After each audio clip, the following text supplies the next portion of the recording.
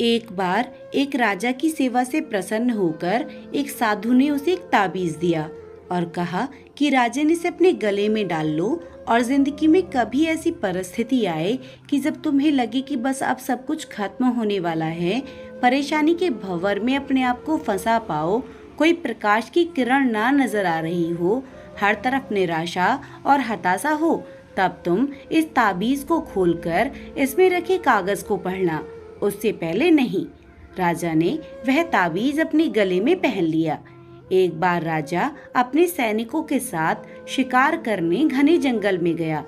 एक शेर का पीछा करते करते राजा अपने सैनिकों से अलग हो गया और दुश्मन राजा की सीमा में प्रवेश कर गया। घना जंगल और सांझ का समय, तभी कुछ दुश्मन सैनिकों के घोड़ों की टापों की आवाज राजा को आई और उसने अपने घोड़े को एड़ लगाई। राजा आगे आगे और दुश्मन सैनिक पीछे पीछे। बहुत दूर तक भागने पर भी राजा उन सैनिकों से पीछा नहीं छुड़ा पाया। भूख और प्यास से बेहाल राजा को तभी घने पेड़ों के बीच में एक गुफा सी दिखी। उसने तुरंत स्वयं और घोड़े को उस गुफा की आड़ में छुपा लिया और सांस रोककर बैठ गया।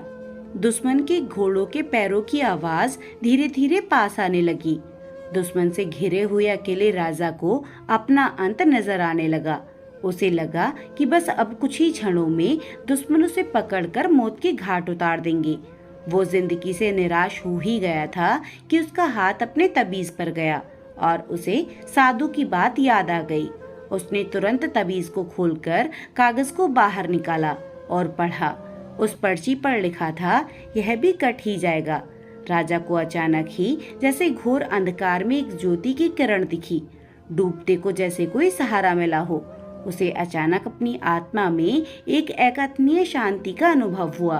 उसे लगा कि सचमुच यह भयावह समय भी कट ही जाएगा। फिर मैं क्यों चिंतित हूँ?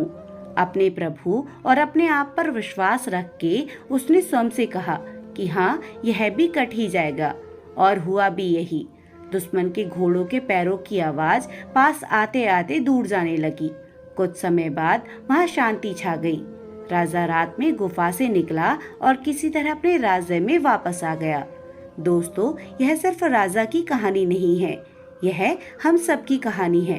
हम सभी परिस्थिति, काम, तनाव के दबाव में इतने जकड़ जाते हैं कि हमें कुछ सूझता ही नहीं। हमारा डर हम पर हावी होने लगता है। कोई रास्ता, समाधान दूर दूर तक नजर नहीं आता। लगने लगता है कि बस अब सब कुछ खत्म हो चुका है। तब ऐसा हो तो 2 मिनट शांति से बैठिए, थोड़ी गहरी सांसें लीजिए, अपने आराध्य को याद कीजिए और स्वयं से जोर जोर से कहिए कि यह भी कट ही जाएगा।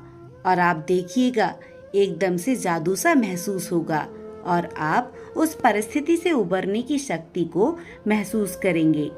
अगर आपको ये स्टोरी अच्छी लगी हो तो इसे लाइक कीजिए और हमारे चैनल को जरूर सब्सक्राइब कीजिए। धन्यवाद।